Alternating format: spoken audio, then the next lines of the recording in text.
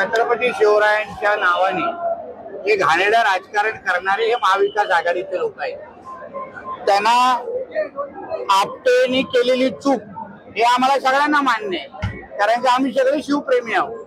पण आपटेने केलेली चूक बद्दल जोडे मारणार, पण हडपसर पुण्यामध्ये एका पठाणनी जेव्हा शिवरायांच्या पुतळ्याचा दगडाने तोडून टाकली, तेव्हा ह्यांच्यातला कोणी बाहेर आलेला नाही, तेव्हा जोडे मारलेले नाही। म्हणजे आपटेला एक न्याय आणि पठाणला दुसरा न्याय, हे ह्यांचे दुतोंडी हे लोक सगळे राज्यकर्ते आहेत किंवा शिवप्रेमी आहेत।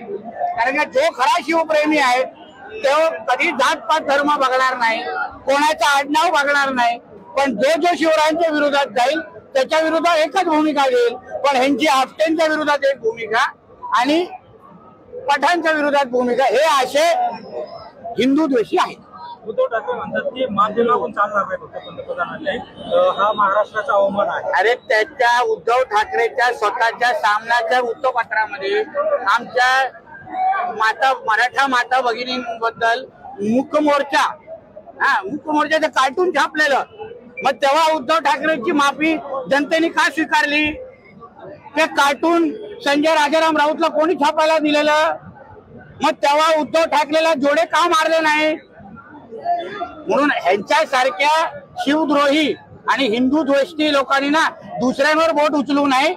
तुझ्या स्वतःच्या वृत्तपत्रामध्ये जेव्हा शिवप्रेमींची आणि हिंदू मराठा माता भगिनीचा अपमान झालेला ना, तेव्हा तुझ्या थोबाडावर कुलूप लागलेलं, पण तू काय बोलण्याची हिंमत करू नकोस। सचिव जे आहेत आपटे यांचे संबंध असल्यामुळे जे ते आपल्याला अटक करत नाही असं म्हणतात। अरे बाबा, अरे तो आपटे कुठल्या बिळात बसला असेल?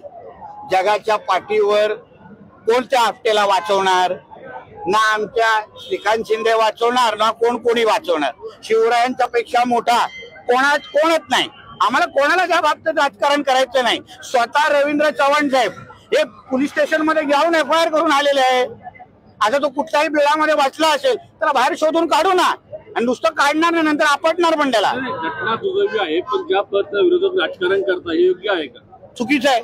म्हणजे तेच म्हणणं आहे ना, आपटेला हेच नाही, पठाणला दुसरा नाही।